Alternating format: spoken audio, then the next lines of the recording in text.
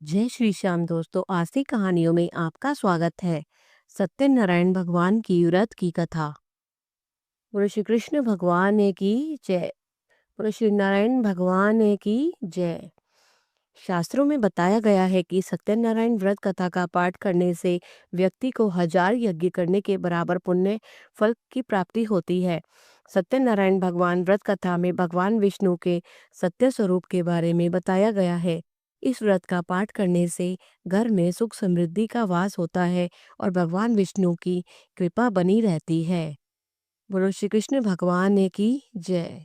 एक समय की बात है, नैमिषारण्य तीर्थ में शौनकादि 88,000 ऋषियों ने श्री सूत जी से पूछा, हे प्रभु, इस कलयुग में वेद विद्या रहित मनुष्य को प्रभु भक्ति किस प्रकार मिल सकती है तथा उनका उद्धार किस कैसे होगा।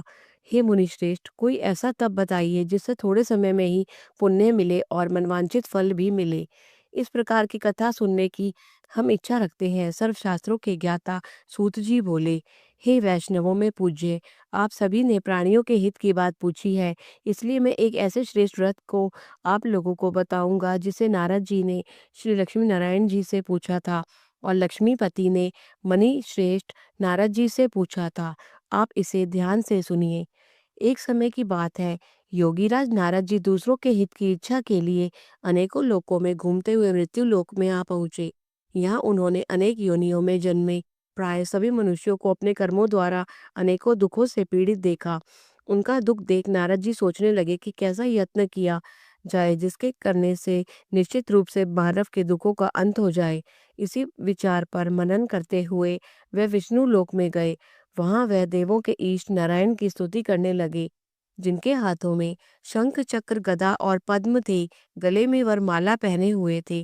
स्तुति करते हुए नारद जी बोले, हे भगवान, आप अत्यंत शक्ति से संपन्न है। मन तथा वाणी भी आपको नहीं पा सकती है। आपका यदि मध्य तथा अंत नहीं है, निर्गुण स्वरूप सृष्टि के कारण भक्तों के दुख को दूर करने वाले हैं। आपको मेरा नमस्कार है। नारद जी की स्तुति सुन विष्णु भगवान बोले, हे मुनि श्रेष्ठ, आपके मन में क्या बात है? आप किस काम के लिए पधारे हैं, उसे निसंकोच कहिए। इस पर नारद जी बोले, मुनि ही की मृत्यु लोक में अनेक योनियों में जन्मे मनुष्य अपने कर्मों के द्वारा अनेकों दुख से दुखी हो रहे हैं। हे नाथ, आप मुझ पर दया रखते हैं तो बताइए कि वो मनुष्य थोड़े प्रयास से ही अपने दुखों को से छुटकारा कैसे पा सकते हैं। श्री हरि बोले, हे नारद, मनुष्यों की भलाई के लिए तुमने बहुत अच्छी बात पूछी है। जिसके करने से मनुष्य मोह से छूट जाता है, वह बात मैं तुमसे कहता हूँ, उसे सुनो। स्वर्ग लोक व मृत्यु लोक दोनों में एक दुर्लभ उत्तम व्रत है जो पुण्य देने वाला है। आज प्रेमवश होकर मैं उसे तुमसे कहता हूँ। श्री सत्यनारायण भगवान का यह व्रत अच्छी तरह विधान पूर्वक करके मनुष्य तुरंत ही यहाँ सुख भोग कर मरने पर मोक्ष पाता है। श्री हरि के वचन सुन नारद जी बोले कि उस व्रत का फल क्या है, उसका विधान क्या है, यह व्रत किसने किया था, इस व्रत को किस दिन करना चाहिए, सभी कुछ विस्तार से बताएं। नारद जी की बात सुनकर श्री हरि बोले, दुख व शोक को दूर करने वाला, यह सभी स्थानों पर विजय दिलाने वाला है। मानव को भक्ति व श्रद्धा के साथ शाम को श्री सत्यनारायण की पूजा धर्मपरायण होकर ब्राह्मणों व बंधुओं के साथ करनी चाहिए। भक्ति भाव से ही नैवेद्य, केले का फल, घी, दूध और गेहूं का आटा सवाया ले गेहूं के स्थान पर साठी का आटा, शक्कर तथा गुड़ लेकर वह सभी भक्षण योग्य पदार्थों को मिलाकर भगवान को भोग लगाएं। ब्राह्मणों सहित बंधु बांधवों को भी भोजन कराएं। उसके बाद स्वयं भोजन करें। भजन कीर्तन के साथ भगवान की भक्ति में लीन हो जाएं। इस तरह से सत्यनारायण भगवान का यह व्रत करने पर मनुष्य की सारी इच्छाएं निश्चित रूप से पूरी होती हैं। इसी कलिकाल अर्थात कलयुग में मृत्यु लोक में मोक्ष का यही एक सरल उपाय बताया गया है। श्री सत्यनारायण व्रत कथा का पहला अध्याय संपूर्ण हुआ। बोले श्री सत्यनारायण भगवान की जय। सत्यनारायण भगवान की व्रत कथा का दूसरा अध्याय। सूत जी बोले, हे ऋषियों, जिसने पहले समय में इस व्रत को किया था उसका इतिहास कहता हूँ, ध्यान से सुनो। सुंदर काशीपुरी नगरी में एक अत्यंत निर्धन ब्राह्मण रहता था। भूख प्यास से परेशान वह धरती पर घूमता रहता था। ब्राह्मणों से प्रेम करने वाले भगवान ने एक दिन ब्राह्मण का वेश धारण कर उसके पास जाकर पूछा, हे विप्र, नित्य दुखी होकर तुम पृथ्वी पर क्यों घूमते हो? दीन ब्राह्मण बोला, मैं निर्धन ब्राह्मण हूँ, भिक्षा के लिए धरती पर घूमता हूँ। हे भगवान, यदि आप इसका कोई उपाय जानते हो तो बताइए। वृद्ध ब्राह्मण कहता है, श्री सत्यनारायण भगवान का मनोवांछित फल देने वाले हैं, इसलिए तुम उनका पूजन करो। इसे करने से मनुष्य के सभी दुखों से मुक्त हो जाता है। वृद्ध ब्राह्मण बनकर आए सत्यनारायण भगवान उस निर्धन ब्राह्मण को व्रत का सारा विधान बताकर अंतर्ध्यान हो गए। ब्राह्मण मन ही मन सोचने लगा कि जिस व्रत को वृद्ध ब्राह्मण करने को कह गया है, मैं उसे जरूर करूंगा। यह निश्चय करने के बाद उसे रात में नींद नहीं आई। वे सवेरे उठकर सत्यनारायण भगवान के व्रत का निश्चय कर भिक्षा के लिए चला गया। उस दिन निर्धन ब्राह्मण को भिक्षा में बहुत धन मिला, जिससे उसने बंधु बांधवों के साथ मिलकर श्री सत्यनारायण भगवान का व्रत संपन्न किया। भगवान सत्यनारायण का व्रत संपन्न करने के बाद वह निर्धन ब्राह्मण सभी दुखों से छूट गया और अनेक प्रकार की संपत्तियों से युक्त हो गया। उसी समय से यह ब्राह्मण हर माह इस व्रत को करने लगा। इस तरह से सत्यनारायण भगवान के व्रत को जो मनुष्य करेगा, वह सभी प्रकार के पापों से छूटकर मोक्ष को प्राप्त होगा। जो मनुष्य इस व्रत को करेगा, वह भी सभी दुखों से मुक्त हो जाएगा। सूत जी बोले, इस तरह से नारद जी से नारायण जी का कहा हुआ श्री सत्यनारायण व्रत को मैंने तुमसे कहा। हे विप्रो, अब मैं और क्या कहूँ? ऋषि बोले, हे मुनिवर, संसार में उस विप्र से सुनकर और किस किस ने इस व्रत को किया, हम सब इस बात को सुनना चाहते हैं। इसके लिए हमारे मन में श्रद्धा का भाव है। सूत जी बोले, हे मुनियों, जिस जिसने इस व्रत को किया है वे सब सुनो। एक समय वही विप्र धन व ऐश्वर्य के अनुसार अपने बंधु बांधवों के साथ इस व्रत को करने को तैयार हुआ। उसी समय एक लकड़ी बेचने वाला बूढ़ा आदमी आया और लकड़ियां बाहर रखकर अंदर ब्राह्मण के घर में गया। प्यास से दुखी वह लकड़हारा उनको व्रत करते देख विप्र को नमस्कार कर पूछने लगा कि आप यह क्या कर रहे हैं? तो उन्होंने बताया कि व्रत कर रहा हूँ तथा इसे करने से क्या फल मिलेगा, कृपया करके मुझे बताइए। ब्राह्मणों ने कहा कि सब मनोकामनाओं को पूरा करने वाला यह सत्यनारायण भगवान का व्रत है। इनकी कृपा से ही मेरे घर में धन धान्य आदि की वृद्धि हुई है। विप्र से सत्यनारायण व्रत का बारे में जानकर लकड़हारा बहुत प्रसन्न हुआ। चरणामृत लेकर वह प्रसाद खाने के बाद वह अपने घर को गया। लकड़हारे ने अपने मन में संकल्प किया कि आज लकड़ी बेचने से जो धन मिलेगा, उसी से श्री सत्यनारायण भगवान का उत्तम व्रत करूंगा। मन में इस विचार को ले बूढ़ा आदमी सिर पर लकड़ियां रख उस नगर में बेचने गया जहाँ धनी लोग ज्यादा रहते थे। उस नगर में उसे अपनी लकड़ियों का दाम पहले से 4 गुना अधिक मिला। बूढ़ा प्रसन्नता के साथ दाम लेकर केले, शक्कर, घी, दूध, दही और गेहूं का आटा ले सत्यनारायण भगवान के व्रत की अन्य सामग्रियां लेकर अपने घर में गया। वहां उसने अपने बंधु बांधवों को बुलाकर विधि विधान से सत्यनारायण भगवान का पूजन और व्रत किया। इस व्रत के प्रभाव से वह बूढ़ा लकड़हारा धन पुत्र आदि से युक्त होकर संसार के समस्त सुख भोग अंत काल में वैकुंठ धाम को चला गया। श्री सत्यनारायण व्रत कथा का दूसरा अध्याय संपूर्ण हुआ। बोले श्री सत्यनारायण भगवान की जय। सत्यनारायण भगवान की व्रत कथा का तीसरा अध्याय। सूत जी बोले, हे मुनि श्रेष्ठ, अब आगे की कथा कहता हूँ। पहले समय में उल्का मुख नाम का एक बुद्धिमान राजा था। वह सत्यवक्ता और जितेंद्रिय था। प्रतिदिन देव स्थानों पर जाता और निर्धनों को धन देकर उनके कष्ट दूर करता था। उसकी पत्नी कमल के समान मुख वाली तथा सती साध्वी थी। भद्रशीला नदी के तट पर उन दोनों ने सत्य नारायण भगवान का व्रत किया। उसी समय साधु नाम का एक वैश्य आया। उसके पास व्यापार करने के लिए बहुत सा धन भी था। राजा को व्रत करते देखकर वह विनय के साथ पूछने लगा कि हे राजन, भक्ति भाव से पूर्ण होकर आप यह क्या कर रहे हैं? मैं सुनने की इच्छा रखता हूँ, तो आप मुझसे कहिए। राजा बोला, हे साधु, अपने बंधु बांधवों के साथ पुत्रादि की प्राप्ति के लिए एक महान शक्तिमान श्री सत्यनारायण भगवान का व्रत व पूजन कर रहा हूँ। राजा के वचन सुन साधु आदर से बोला, हे राजन, मुझे इस व्रत का सारा विधान कहिए। आपके कथनानुसार मैं इस व्रत को करूँगा। मेरी भी संतान नहीं है और इस व्रत को करने से निश्चित रूप से मुझे संतान की प्राप्ति होगी। राजा से व्रत का सारा विधान सुन व्यापार से निवृत्त हो वह अपने घर को आया। साधु वैश्य ने अपनी पत्नी को संतान देने वाले इस व्रत का वर्णन क्या सुनाया और कहा कि जब मेरी संतान होगी तब मैं इस व्रत को करूंगा। साधु ने इस तरह के वचन अपनी पत्नी लीलावती से कहे। एक दिन लीलावती पति के साथ आनंदित हो सांसारिक धर्म में प्रवृत्त होकर श्री सत्यनारायण भगवान की कृपा से गर्भवती हो गई। 10वें महीने में उसके गर्भ से एक सुंदर कन्या ने जन्म लिया। दिनों दिन वह ऐसे बढ़ने लगी जैसे शुक्ल पक्ष का चंद्रमा बढ़ता है। माता पिता ने अपनी कन्या का नाम कलावती रखा। एक दिन लीलावती ने मीठे शब्दों में अपने पति को याद दिलाया कि अपने ये सत्यनारायण भगवान के जिस व्रत को करने का संकल्प किया था उसे करने का समय आ गया है। आप इस व्रत को करिए। साधु बोला कि हे वे प्रिय, इस व्रत को मैं उसके विवाह पर करूंगा। इस प्रकार अपनी पत्नी को आश्वासन देकर वह नगर को चला गया। कलावती पिता के घर में रह वृद्धि को प्राप्त हो गई। साधु ने एक बार नगर में अपनी कन्या को सखियों के साथ देखा तो तुरंत ही दूत को बुलाया और कहा कि मेरी कन्या के योग्य वर देख कर लाओ। साधु की बात सुनकर दूत कंचन नगर में पहुंचा। वहां देखभाल कर लड़की के सुयोग्य वाणिक पुत्र को ले आया। सुयोग्य लड़के को देख साधु ने बंधु बांधवों को बुलाकर अपनी पुत्री का विवाह कर दिया।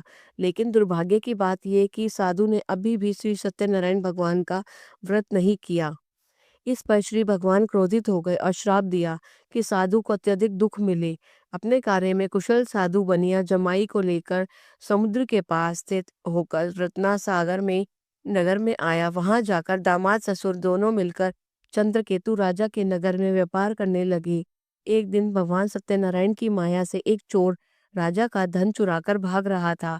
उसने राजा के सिपाहियों को अपना पीछा करते देख चुराया हुआ धन वहां रख दिया जहां साधु अपने जमाई के साथ ठहरा हुआ था। राजा के सिपाहियों ने साधु वैश्य के पास जाकर धन का को पड़ा देखा और ससुर जमाई दोनों को बांधकर प्रसन्नता से राजा के पास ले गए और कहा कि उन दोनों चोरों ने ये हम पकड़ कर लाए हैं। आप आगे की कार्यवाही की आज्ञा दें।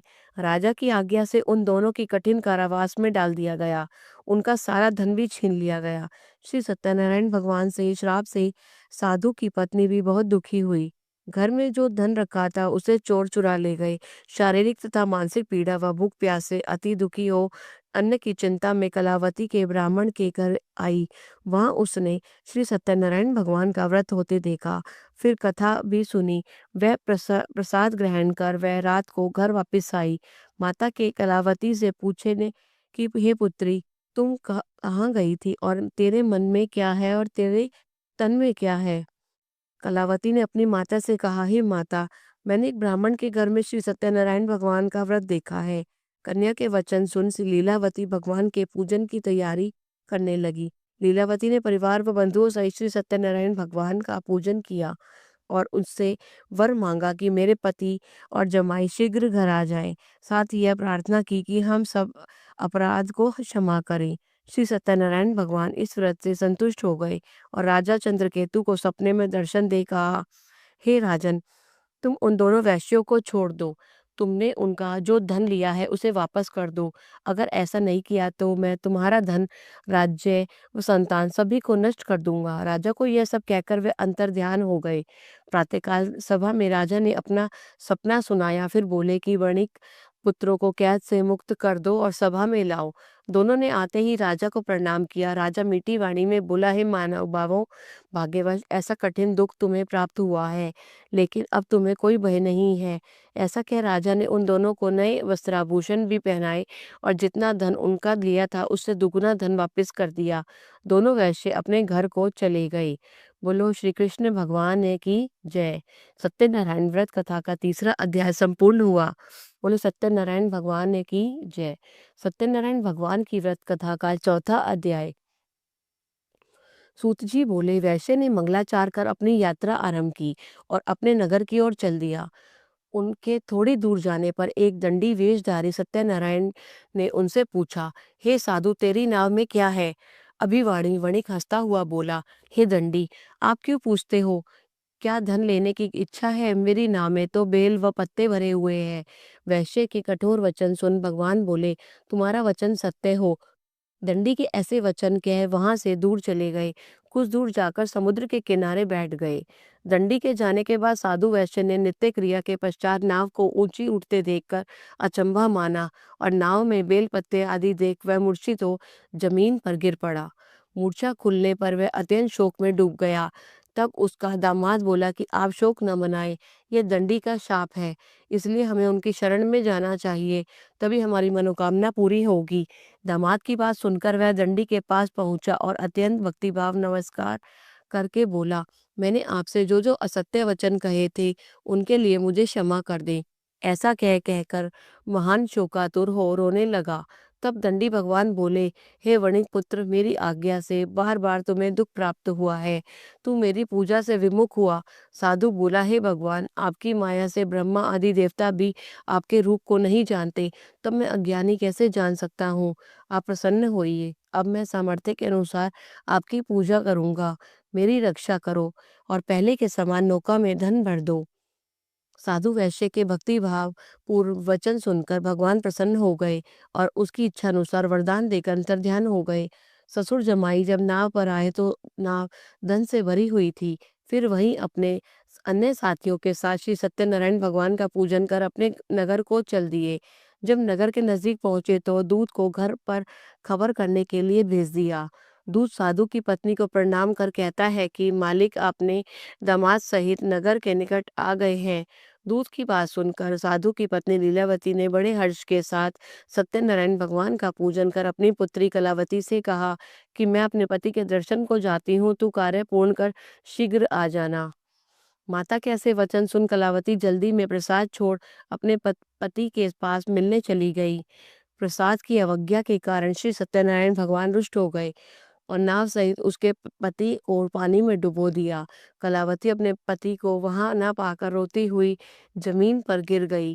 नौका को डूबा हुआ देख वह कन्या को रोता देख साधु दुखी होकर बोला कि हे प्रभु, मुझसे तथा मेरे परिवार से जो भूल हुई है उसे क्षमा करे। साधु के दीन वचन सुनकर श्री सत्यनारायण भगवान प्रसन्न हो गए